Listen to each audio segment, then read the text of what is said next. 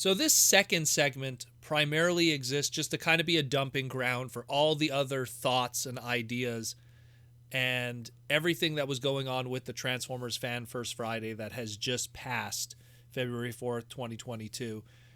The past segment, if you already listened to it, we covered the Bumblebee movie Ironhide and the Studio Series 86 Sludge, which were the two only real brand new items to a majority of the fandom in terms of reveals.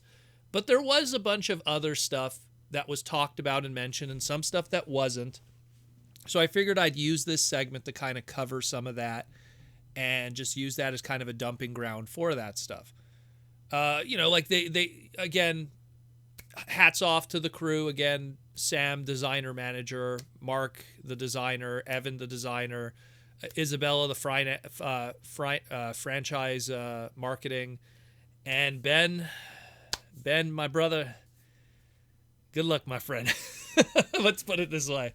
Holy moly. Anyways, but yeah, there was a lot of interesting things. Again, what I liked was both Evan and Mark were kind of letting us know who designed which figures, which is something that's always kind of lost, I find, within the Transformers world, is we sometimes never know who worked on what. So it was kind of cool to learn that, Kuniharu-san worked on the Junk Heap and the Wreck-Gar mold. Kuniharu, who worked all the way back in the day, Kuniharu created Generation 1 Hot Rod, like the design of the toy. So he goes all the way back to 1986 and even earlier than that with the other Takara kind of stuff. So kind of cool to see him still working on stuff. He also worked on, HasLab Unicron, just to give you an idea of some of the more recent things he did. Hasashi-san worked on Sludge. Again, Hasashi was the one who worked on our HasLab Victory Saber and a whole bunch of other stuff throughout the years. He was more predominant during the movie stuff and everything in the more post-2000 years. He did a lot of Takara work, but it was more in the early era stuff in a lot of ways. As outside of that, they showed us the packaging for Sandstorm, Nightprowler, and Buzzsaw. And we ended up learning that these aren't going to be a Generation Selects exclusives. That was the original rumor. That was what everyone was assuming. These are actually going to be Walmart exclusives. They're going to have Legacy-inspired kind of packaging, and that's pretty cool. So at least it gives people a better opportunity to pick those up in retail as opposed to buying online and it's selling out. So it is pretty cool to see that more obscure kind of repaints, like let's say a Sandstorm or a Nightprowler, don't have to be just relegated to online with the Generation Selects kind of platform through Hasbro Pulse. It can also exist in something like a Walmart exclusive shelving space. So that's pretty cool. I also like that Evan pointed out how, because Nightprowler was Evan said it was an old Beast Wars toy. It's technically incorrect.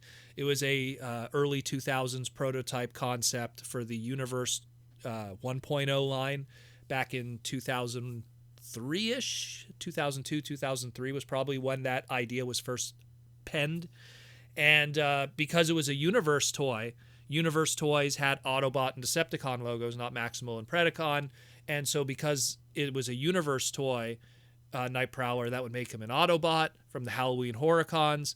So because of that, he showed that there's a little Autobot logo on Nightprowler's mold of Cheetor on his crest of his forehead. So that's a nice little touch there that a lot of people didn't catch, including me. I didn't notice that little. It's so small and it's so not noticeable. Again, I don't have the toy in person. I don't own it yet. So it's something I would have noticed in person. And obviously all the people who stole it and everything didn't have the knowledge to look properly at the figure. They're too busy trying to run out and just do the toy review and not actually have any kind of knowledge of the product. But that's a whole other story. Again, and mentioned these are going to be Walmart exclusives, so that they will be available. So that's pretty cool too. Another thing that they mentioned, and it caught my ear, I believe it was Sam of the design manager. He mentioned how the Energon, and we've seen in the background a lot of these images and stuff that were used for the stock images and everything. There's this Energon image that we've seen already in the, I guess we'll call it the giant poster image for Transformers Legacy. It's the Energon that's behind the Legacy logo in that poster image. And they mentioned that it's a portal of Energon that characters come through. And I wonder if that has something to do with the, I guess, the narrative that's going to be happening with Legacy, in that, much like with the Golden Disc collection, there was all these characters that were coming from different universes and stuff and everything. I wonder if we're going to be kind of entering that same kind of thing. Much like, I mean, it started back in the day with Robot Masters and Universe 1.0, where it's like, hey, all these Transformers from different continuities come into one and have a battle and stuff. I wonder if it's going to be more of that with Legacy, and that's what the narrative and the story will be, and possibly even the Netflix series, which is a shame because they didn't cover any of that kind of stuff. They talked about video games. They talked about the VR game that we've talked about in the past. They talked about cell phone game kind of stuff, but they didn't really talk about anything for future stuff of, let's say, consoles, or what's happening with that 3D shooter from Certain Affinity that's still up in the air that we don't know anything about. Nothing about television series, nothing about movies. They covered IDW's comic book stuff here and there, but that is really about it. You know, there really wasn't much else. And the last thing I want to cover is they talked about the retro reissue line of Beast Wars stuff. Now, they talked about the Tigatron and the Scorponok that are already on shelves right now in stores. They've been there for about, I want to say, 2 weeks now. And I mean, again, just to kind of like have a designer chat about it.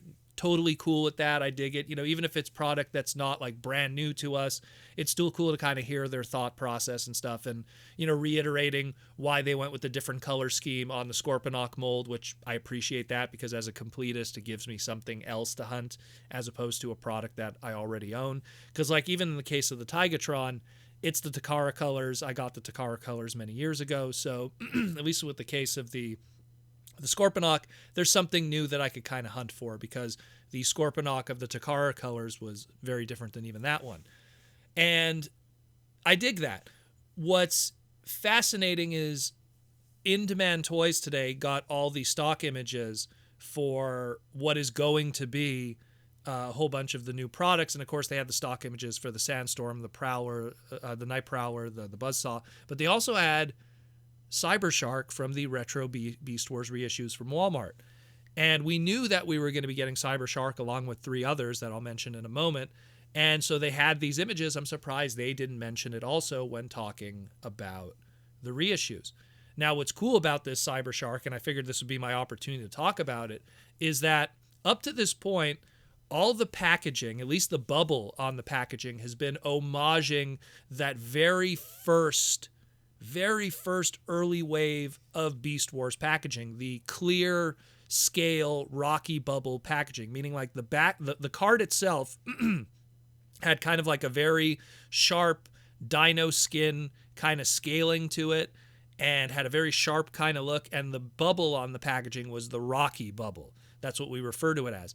After 1996, Series 2 and Series 3, the packaging for the dino scale was a lot more muted and fuzzy, much more leaning on an orange than a red, and the bubble ended up becoming a smooth bubble, a very rounded bubble.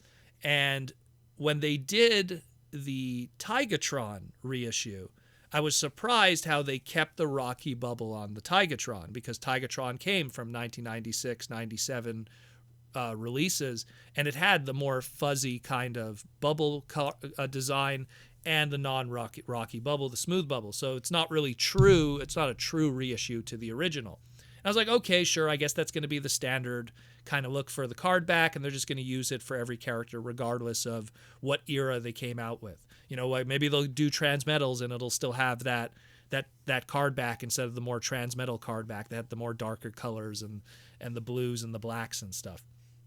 But with this Cybershark release, we see that there is going to be some visual changes, at least a little bit, in that they're still going to keep the card back. It's still going to be the same kind of card back with that same kind of visual of the more sharp dino scales and everything like that. But it's going to have the smooth bubble this time around instead of the Rocky bubble. Now, when you compare it to the original Cybershark, like mint on card back in the day, it's still not 100% accurate. Even the bubble itself is still more square like the Rocky bubble, as opposed to all the bubbles for the deluxes afterwards in 97 moving forward with Beast Wars had a very circular kind of, but it's there. It's there. It's taking that Series 1 style of packaging and kind of adapting the 96, 97 Beast Wars Series 2 and Series 3 characters to that kind of packaging style, just now rounding it off. I know I'm nitpicking, but it's fascinating because one of the appeals for me buying a lot of these reissues is not to open them. Is I really like their presentation because it really is a good throwback to that old Kenner style. But when you get into stuff that it's a reissue, but even the packaging isn't that close to the old style, it gets kind of weird. I mean, when they did like the G1 reissue Optimus Prime and it was just the standalone cab in the box, I liked that because it was cute. Oh, it's just the Optimus, not the trailer, in a tiny box. I thought that was kind of cool. I dug that.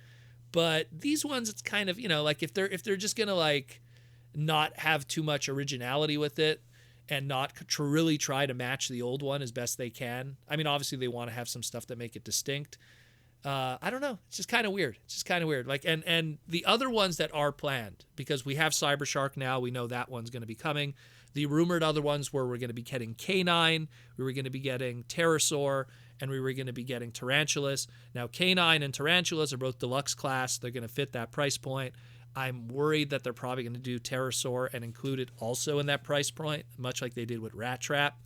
So you might be paying full price also for something like that. And we saw just with the past Black Friday how Rat Trap was in abundance because no one was buying him because of how overpriced he was, considering how he was a completely cheaper price point back in the day, the basic class to that of the deluxe class. But that's a whole other story.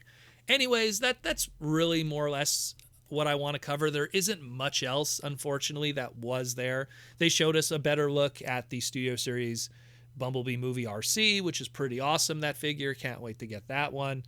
But aside from that, there really wasn't much else. They mentioned pre-orders. They said like, hey, there's gonna be a whole bunch of pre-orders gonna be going live. The pre-orders that did go live today are the RED pre-orders, so the Knockout and the Optimus Prime. Not the Optimus Prime, the Ultra Magnus from the Optimus Prime colors, Optimus Prime repaint colors, I guess, in the white Magnus colors from back in the day. That's going live today, but the Studio Series stuff they said is going to be going live at the end of the month, and then everything else they discussed that stream will be at some point in March. So at the end of the day, I appreciate the two new products that they showed off. I appreciate the other stuff that they talked about from a Hasbro internal point of view because I love hearing those designer discussions. So that was pretty awesome also. But it kind of sucks that so much stuff got leaked and revealed that all of this stuff kind of fell flat.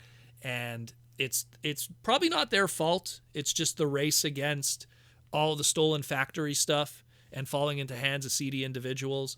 And that's kind of just the way it is. Those dudes are... I'm surprised those dudes get as far as they do, but luckily for them, they're also not even in the same continent as us. So they're able to kind of have that kind of distance in a lot of ways to protect themselves too. I mean, even if you wanted to go beat one of them up, it's a $2,000 plane ticket just alone for that. So it's a whole other story. But either way, regardless of the fact, it is what it is. We got to deal with it. And hopefully we'll learn more information in the near future. Maybe we'll get some better images or another Fan First Friday, maybe next month or something.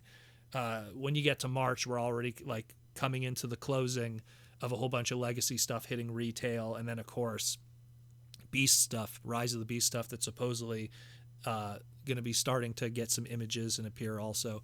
But that's a whole other discussion for a whole other time. I hope I'll see you all tomorrow, Saturday for the Transformer Slag podcast live stream. And maybe we'll break this down a little deeper and understand what's going on in our Transformer world.